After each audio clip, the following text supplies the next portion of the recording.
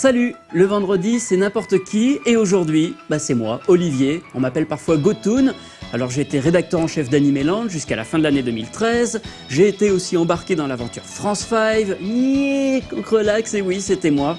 J'ai même chanté quelques génériques de séries amateurs, mais rassurez-vous, ce n'est pas en chanson que je vais vous présenter le sommaire, désolé pour ceux qui attendaient ça. Donc aujourd'hui, nous aurons les sorties animées et mangas avec Katanagatari et les tomes 3 et 4 des Fleurs du Passé, Tokyo Café, où Suzuka nous emmènera dans la boutique Galaxy à Shibuya, et les oubliés de la Playhistoire avec le jeu Fantasy de SNK. Mais on commence avec les news.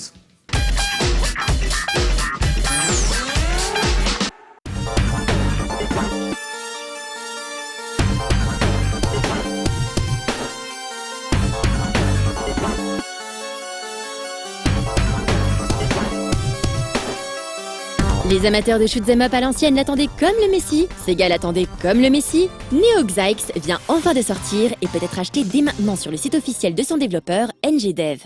Ce shoot à scrolling vertical, dont l'aspect peut rappeler le très culte Ketsui, profite de toute la puissance de la célèbre katana de Sega, qui selon certaines sources très fiables, pourrait finalement être appelée la Dural.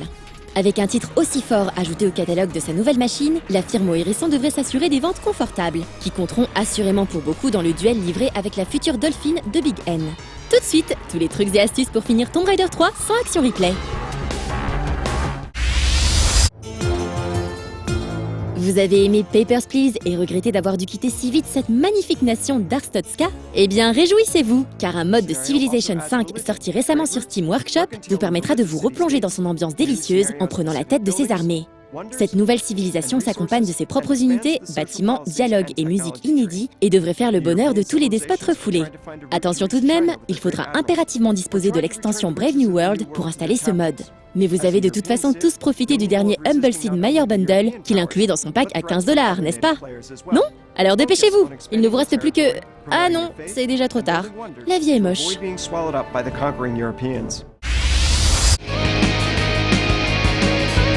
Corcel Technologies a beau avoir un nom de conglomérat maléfique du futur, ce n'est pour l'instant qu'un studio de développement de jeux vidéo. Et en attendant patiemment de dominer le monde, il sort des petits jeux presque inaperçus sur les shops 3DS. C'est un début. En l'occurrence, leur dernier né répond au nom d'Aeternoblade et se présente sous la forme d'un Metroidvania assez classique. Si le jeu apparaît comme assez daté techniquement et pas foncièrement innovant sur le fond, il s'appuie tout de même sur une mécanique de manipulation du temps pour apporter un peu d'originalité à sa formule.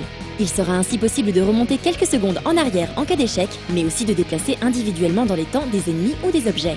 Mais il faudra veiller à ne pas trop abuser de ses pouvoirs, puisque des gardiens du temps très puissants pourront à l'occasion venir rappeler à l'héroïne qu'on ne plaisante pas avec les paradoxes spatio-temporels.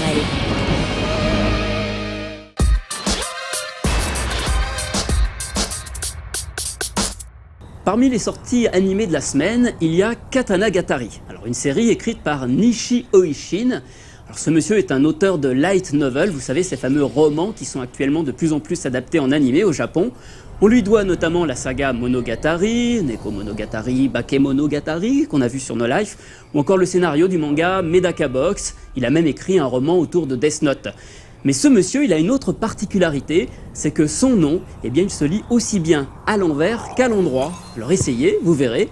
Nishi Oishin, ça s'écrit, alors lui il met pas le H, ça fait Nishi Oishin, vous inversez les lettres et puis vous avez le même nom. Voilà, une information pas du tout primordiale qui ne vous empêchera pas de dormir mais que je voulais absolument partager avec vous.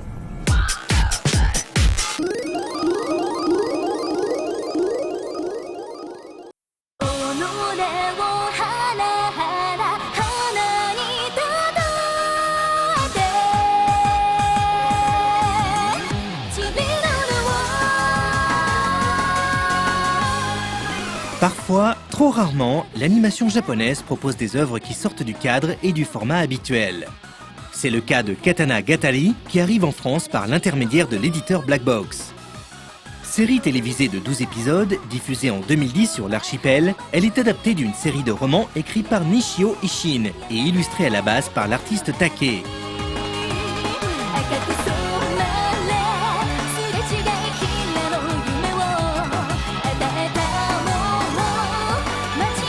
L'auteur s'est fait connaître en 2006 grâce à sa série des Monogatari, Bakemonogatari, Nisemonogatari, etc. L'histoire se déroule sur 12 volumes qui sont parus à raison d'un par mois à partir de janvier 2007. Dans un Japon féodal, on y fait la connaissance du grand bonnet Yasuri Shichika, 7e maître du Kyoto Ryu, un art martial ancestral à main nue capable de désarmer n'importe quel sabreur.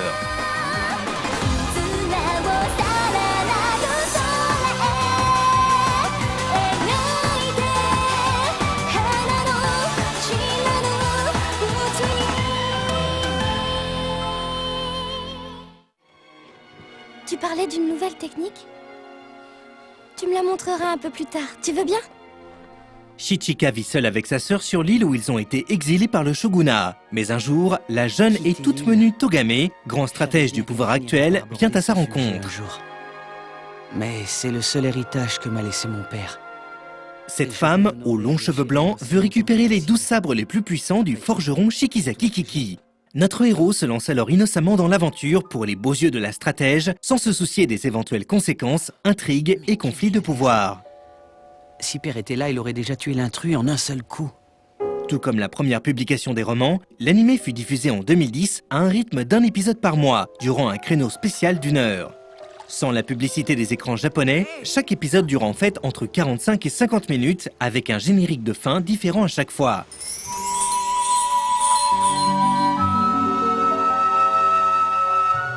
Tu viens du continent? La série est magnifique à tout point de vue. La direction artistique se rapproche des travaux de l'illustrateur original qui rappelle les estampes et la peinture japonaise classique, riches en grands aplats de couleurs. Cela peut faire penser à un jeu comme Okami par exemple, ou au récent long métrage de Takahata Isao, Kaguya Hime no Monogatari. Oh vraiment? Oui, vraiment. Je suis désolée, je l'ignorais. Je te présente toutes mes excuses. Oh, c'est pas moi qui ai décidé de cette règle. Mais l'animation se permet également certains mouvements surprenants. Un vrai délice pour les amateurs de dessins qui bougent bien, ceux qui se régalent d'un mouvement bien senti lors d'un combat ou au détour d'une scène apparemment plus anodine. Qu'est-ce que tu viens faire ici, c'est ça? Oui, c'est ça. Tu viens faire quoi ici?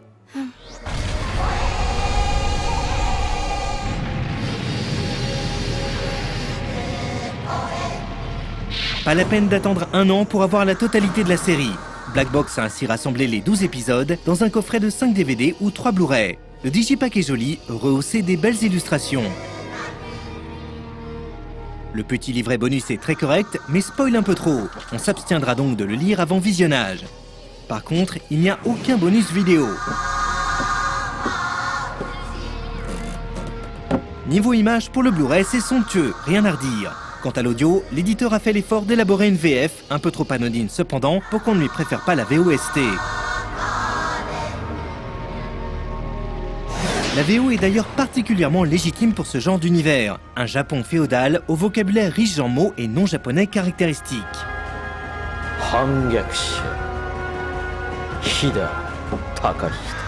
Malheureusement, les sous-titres français sont eux aussi un brin trop approximatifs, pour ne pas dire un peu à côté de la plaque de temps à autre.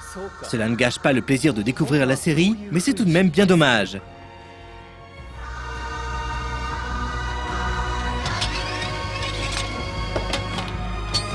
Avec un univers envoûtant, une animation léchée et une direction artistique sublime, Katana Gatari vous invite durant 12 épisodes à un road trip au fil des saisons sur tout l'archipel. Le voyage est séduisant, rafraîchissant. Et vu le petit prix de cette intégrale en Blu-ray, il serait vraiment dommage de s'en priver.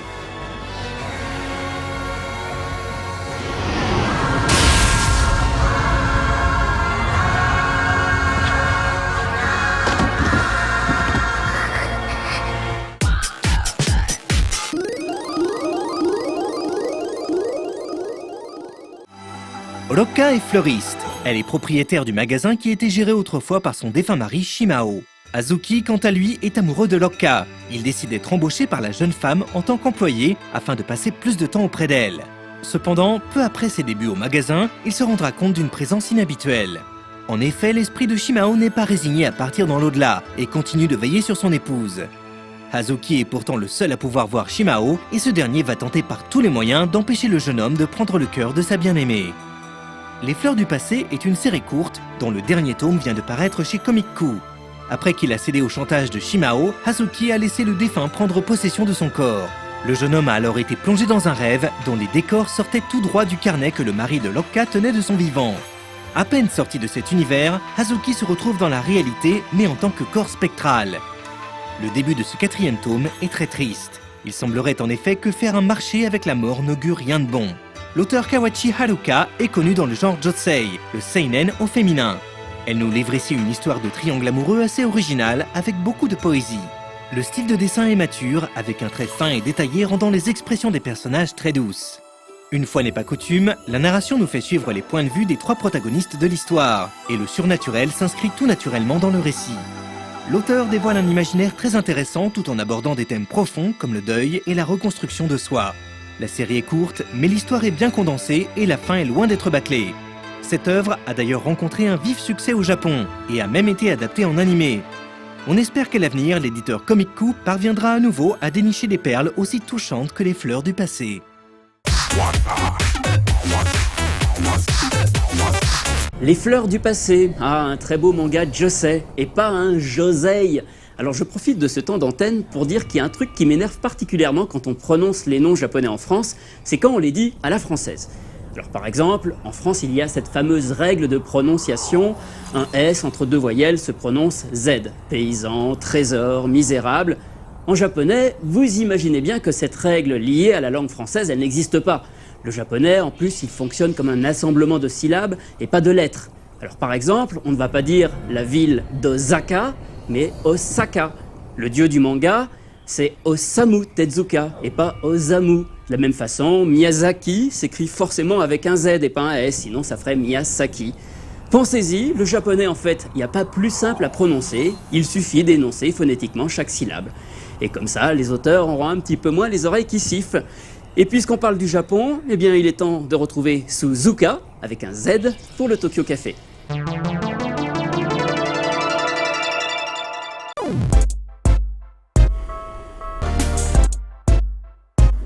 いらっしゃいませ。東京カフェへようこそ。Alors, qu'est-ce que ce sera aujourd'hui? Salut tout le monde, c'est Suzuka。私渋谷に来ています。渋谷はもちろんファッションの街です。今日はみんなに渋谷の生きてるファッションのお店を紹介したいと思います。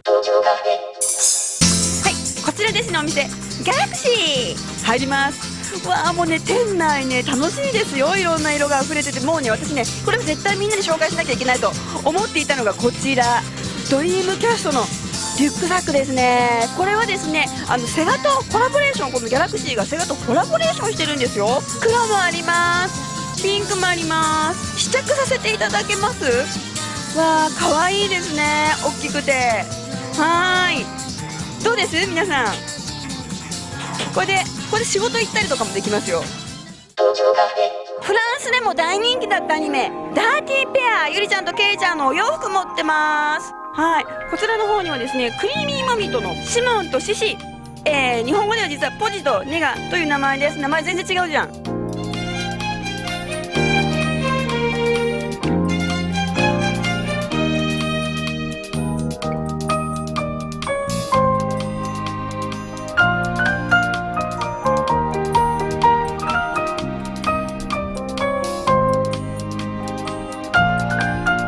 カプコンさんとのコラボ商品ミルソンキャモンテドゥでございます。こちらパンタロンなんですけれども、ドット絵が印刷されてますけれども、これね、ティッシュもね、ものすごくね、肌触りいいんですよ。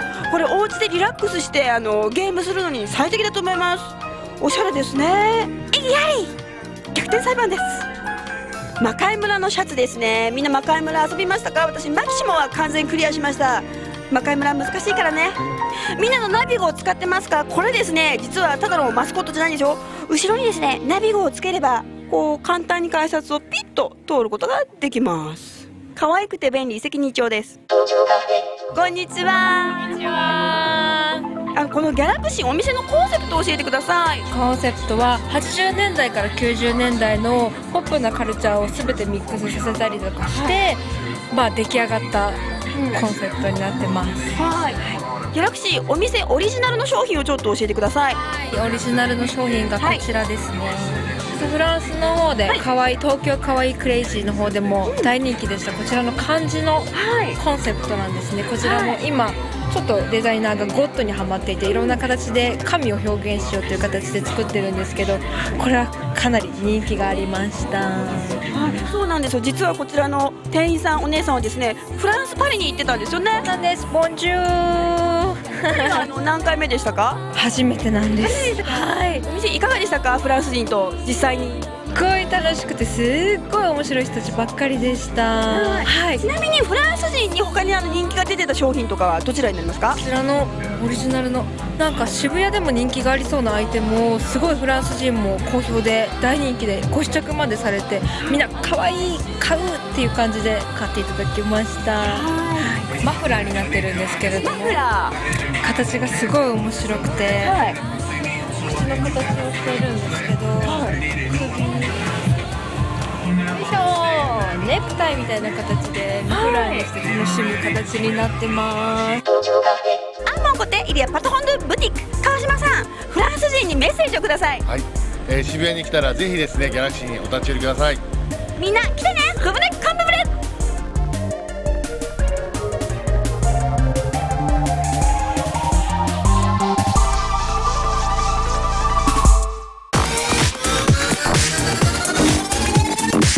Toi mon petit Angelo. Bon, c'est malin, maintenant j'ai une des chansons de Crimi dans la tête, en français en plus.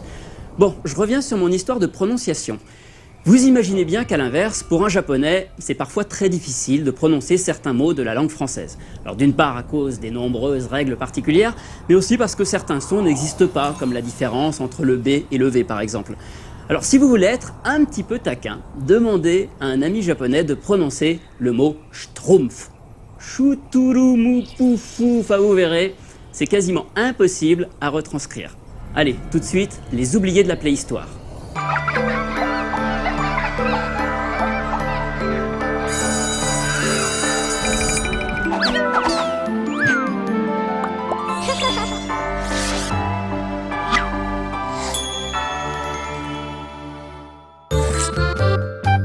Mes chers enfants, il y a quelques semaines, je vous présentais Moon Patrol, le premier jeu d'arcade à utiliser un décompte dans un continu. Mais attention, ça ne voulait pas dire qu'il s'agissait du premier jeu à proposer ce fameux système de continu. Nuance. Oui, on t'écoute? Eh bien justement, c'est lui qu'on va parler aujourd'hui. Fantasy, un jeu d'arcade de 1981, édité par la société japonaise SNK. Mais si j'ai choisi de vous le présenter aujourd'hui, ce n'est pas simplement parce qu'il s'agit du premier titre à proposer des continus. Non, Fantasy est l'un de ces titres qui aurait vraiment mérité de figurer en bonne place parmi les jeux les plus marquants de la préhistoire. Parce que figurez-vous qu'à l'instar de Donkey Kong, ce titre est l'un des tout premiers à offrir aux joueurs une scénarisation élaborée de son gameplay. Autrement dit, chaque tableau et chaque niveau servent à des fins narratives, comme si l'on suivait différents chapitres d'une histoire. Et vous allez voir que Fantasy va d'ailleurs beaucoup plus loin que Donkey Kong, sorti à peine 3 mois plus tôt. Oui iPhone, que je vous raconte l'histoire de Fantasy. Ok, mais alors après vous venez pas vous plaindre que je spoil. Voici donc le scénario de Fantasy, composé en tout et pour tout de 10 plaques narratives distinctes, un record pour l'époque. Dans l'introduction, vous faites la connaissance de Tom et de Cherry, deux amoureux coulant des jours paisibles sur une île paradisiaque. Nul doute ici que se trouve une référence à Tom et Jerry, mais passons. Ce bonheur parfait dégénère au moment où Cherry se fait kidnapper par des pirates. Vous allez donc dans un premier temps devoir incarner Tom, monter dans votre montgolfière et devoir vous poser sur le bateau en évitant les boulets de canon. Une fois sur le pont du navire, vous devrez vous battre contre une poignée de bandits et délivrer la belle. Sauf que cette fois, un oiseau géant vous devance et emmène votre dulciné très haut dans les airs. De nouveau dans votre montgolfière, vous devrez désormais survoler une jungle sur 3000 km en évitant de multiples rapaces et autres gorilles qui vous balancent des noix de coco. Arrivé au pied de l'arbre qui abrite le fameux grand oiseau, vous tenterez d'escalader l'immense tronc jusqu'au nid où attend votre douce. Malheureusement, il est encore trop tôt pour crier victoire, car c'est maintenant un indigène qui emporte Cherry. Le stage suivant vous embarque ainsi dans une course-poursuite de 2000 km au beau milieu de la Cambrousse, à essayer d'échapper à d'innombrables animaux sauvages, dont ce tigre hyper choupi. Non franchement, graphiquement, il a pas l'air super sympa ce tigre. Mais attendez, vous n'êtes pas encore au bout de vos surprises. Parce qu'une fois arrivé au village des autochtones, Tom devra défaire les méchants de la tribu avec son épée et détacher les liens qui retiennent la jeune femme sur son poteau. Sauf que là encore, vous vous faites devancer. Cette fois, c'est carrément un hélicoptère qui vient enlever votre fiancé. Bref, rebelote, vous voilà reparti dans votre montgolfière pour parcourir 3000 nouveaux kilomètres dans les airs. Et si vous parvenez à éviter tous les dangers aériens, vous finirez par atteindre le célèbre London Bridge, en Angleterre. Et là, il vous faudra être adroit pour tromper les tirs ennemis et venir à bout de tous les hélicos qui vous menacent. C'est donc au prix d'immenses efforts que vous pourrez enfin secourir Cherry. Le dernier écran du jeu vous propose d'ailleurs une conclusion joyeuse à cette aventure. Vous voilà enfin réunis pour filer des jours heureux. C'est évidemment cette incroyable variété de situations qui fait la force de ce jeu préhistorique. Alors oui, aujourd'hui, tant de candeur et d'innocence scénaristique font doucement sourire. Mais n'empêche que pour l'époque, c'était carrément un argument de vente. En témoigne d'ailleurs le splendide tract du jeu dans sa version allemande. Ici, l'héroïne ne s'appelle plus Chérie mais Betty, mais ses mésaventures sont relatées de façon très précise et détaillée dans une courte BD pleine page. Dommage que le recto de ce même flyer n'ait pas fait l'objet du même soin, parce que là, nos deux héros ont des têtes vraiment bizarres. Non mais regardez-moi ça, ils ont des têtes de Playmobil. Ce dernier détail n'est cependant pas anodin, car avec ses flyers enfantins, son histoire romantique, ses animaux kawaii et ses décors d'aventure, Fantasy s'adressait clairement à un public différent, les enfants et les jeunes couples. L'autre détail prouvant que ce jeu de SNK était destiné au très grand public est son absence de bouton d'action. Et oui, avec autant de mises en scène différentes et aussi surprenant que cela puisse paraître, Fantasy se joue comme un Pac-Man, c'est-à-dire avec un simple et unique joystick. Sans bouton, difficile donc de faire plus accessible. Et c'est d'ailleurs ici que j'attire votre attention les enfants, parce que ce sont tous ces éléments cumulés qui ont finalement permis de donner naissance à la géniale idée du continu. Vous ne voyez pas le rapport? Eh bien écoutez, dans l'immense majorité des jeux vidéo connus jusque-là, qui ne consistaient qu'en une série de tableaux se répétant en boucle, le but des joueurs était de réaliser le plus gros score possible. La notion d'évolution narrative était donc tout bonnement inexistante. Et si l'on est tous d'accord pour dire qu'un continu permettant de reprendre son score au game over est un non-sens absolu, qu'en est-il d'un jeu qui raconte une histoire à rallonge? Surtout qu'avec Fantasy, SNK souhaitait attirer les non-gamers, dont le seul but était de profiter d'une histoire, aussi naïve soit-elle. Et justement, après avoir passé plusieurs niveaux, rien ne garantissait qu'un joueur maladroit ne se découragerait pas à l'idée de devoir recommencer toute l'histoire au début. En revanche, si on lui proposait de repartir immédiatement de son point d'échec pour découvrir la suite de l'histoire, en échange de simples piécettes, alors la tentation était immense, et pour SNK, les revenus potentiellement maximisés. Voilà, vous l'avez compris, il a donc fallu attendre que les jeux vidéo proposent autre chose qu'une course au score pour que débarque ce système de continu. Voici d'ailleurs le premier écran de continu de la Playhistoire. Vous noterez que ce mot n'apparaît nulle part, mais qu'on explique en revanche que, pour prolonger la partie, il faut insérer une nouvelle pièce. Y a pas à dire, c'était vraiment super malin. Fantasy est un jeu hyper attachant et novateur pour son époque, mais s'il n'est pas resté dans les mémoires, c'est évidemment parce que son public était par nature volatile et absolument pas passionné par les jeux vidéo. Et donc peu de gens ont su transmettre les qualités de ce titre aux générations ultérieures. Bon bah voilà mes enfants, ce sera tout pour aujourd'hui. Et je suis bien embêté parce que là je suis censé trouver une blague finale sur Fantasy et je vois pas. Une blague finale sur Fantasy. Non vraiment je vois pas. Bon c'est pas grave, hein, tant pis. Hein. Allez on se revoit la semaine prochaine.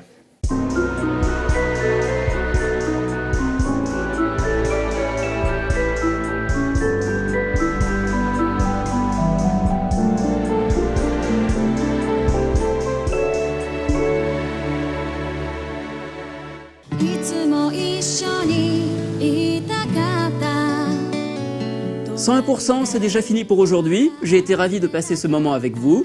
J'espère que mes petits conseils vous serviront. Au fait, je n'ai jamais appris le japonais, hein. Je ne parle pas du tout la langue. Alors dites-vous que si j'arrive à prononcer ces noms, normalement vous devriez y arriver vous aussi. Il paraît qu'on a droit qu'à une seule vie dans cette émission, donc vous ne me reverrez pas de sitôt. Ou alors dans les making-of de France 5, dont vous verrez d'ailleurs la suite dans quelques minutes si on en est à la première diffusion. À très bientôt.